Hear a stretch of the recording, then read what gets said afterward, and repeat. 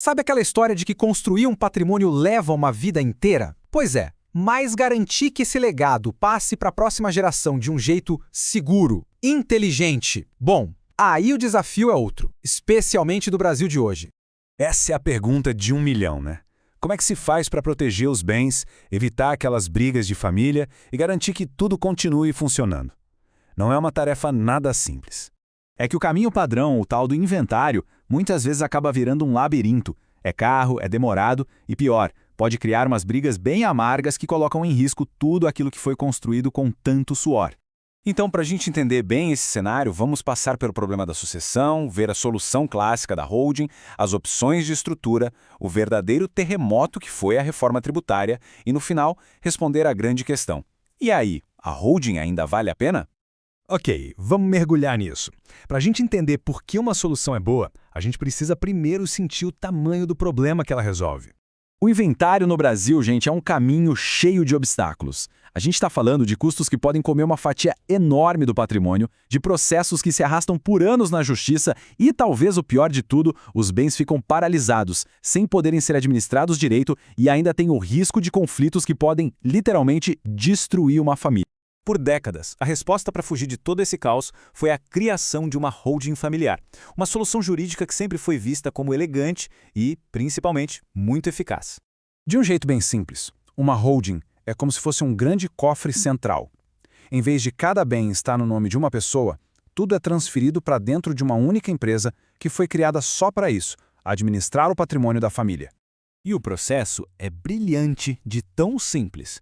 A família cria essa empresa, coloca os ativos lá dentro e os herdeiros, em vez de receberem um pedacinho de cada casa ou de cada investimento, recebem cotas ou ações dessa empresa cofre. A herança vira uma transferência de cotas, um ato de empresa, e não mais um inventário judicial interminável. E as vantagens são realmente poderosas. Pensa só, a gestão fica profissional. O patrimônio fica mais protegido contra dívidas individuais dos herdeiros, o inventário é totalmente evitado e, com regras claras, os conflitos diminuem muito. Esses são os pilares de governança. E claro, historicamente, a economia de impostos era gigante. Era a ferramenta que parecia resolver tudo. Certo, agora que a gente entendeu o que e o porquê, vamos avançar para ver o como.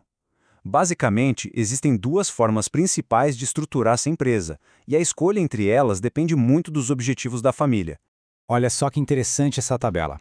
Ela resume bem a escolha estratégica. De um lado, a LTDA, a Sociedade Limitada.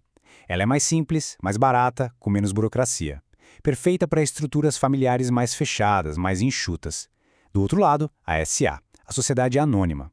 Aqui a coisa é mais formal, mais complexa, mas também oferece mais sigilo e flexibilidade, por exemplo, para atrair investimentos no futuro.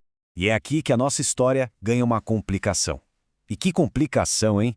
A reforma tributária chegou e simplesmente mudou as regras do jogo. E olha, não foi uma mudancinha qualquer não. A gente está falando de uma alteração estrutural que mexe diretamente na conta, na viabilidade financeira da holding e naquelas vantagens que sempre foram um grande atrativo. E aqui a gente vê o primeiro grande impacto, o Imposto sobre Heranças e Doações, o ITCMD. A nova regra torna ele obrigatoriamente progressivo no país inteiro. Na prática, é simples. Quanto maior o valor da herança, maior a porcentagem de imposto, podendo chegar até 8%. Aquela estratégia antiga de ir doando as cotas aos poucos para pagar menos imposto, bom, ela ficou bem mais complicada.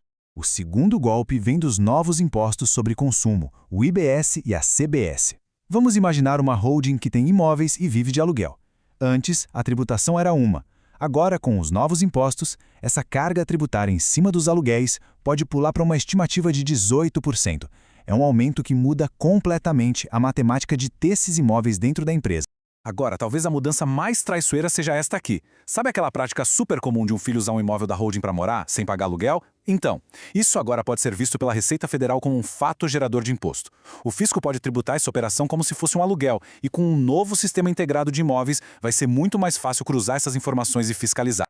Diante de tudo isso, a pergunta que fica no ar é: com as vantagens tributárias ficando mais difíceis ou até desaparecendo, será que a holding familiar perdeu sentido? A resposta curta é: sim, ainda é uma boa ideia. Mas o porquê dela ser uma boa ideia mudou completamente. Mesmo que o lado dos impostos tenha ficado mais desafiador, os pilares da holding, a razão de ser dela, continuam de pé. E hoje, talvez mais fortes do que nunca. A capacidade de organizar o patrimônio, de proteger os ativos e, principalmente, de criar regras claras para evitar brigas, isso é um valor que não tem preço. A holding deixou de ser só uma ferramenta fiscal e virou uma ferramenta de governança. Então, o ponto crucial é este. A era de montar uma holding em casa meio que acabou. O planejamento agora precisa ser muito mais profissional, muito mais estratégico. O objetivo principal não pode ser só pagar menos imposto. Tem que ser organizar, proteger e garantir a paz da família. E para navegar nessas novas regras, a ajuda de especialistas se tornou indispensável. No fim das contas, a reforma tributária não matou a holding familiar. Ela só tornou mais estratégica. Proteger um legado hoje em dia é menos sobre achar atalhos fiscais e muito mais sobre construir uma estrutura de governança que seja forte, que seja bem pensada para o futuro. Essa sim é a melhor herança.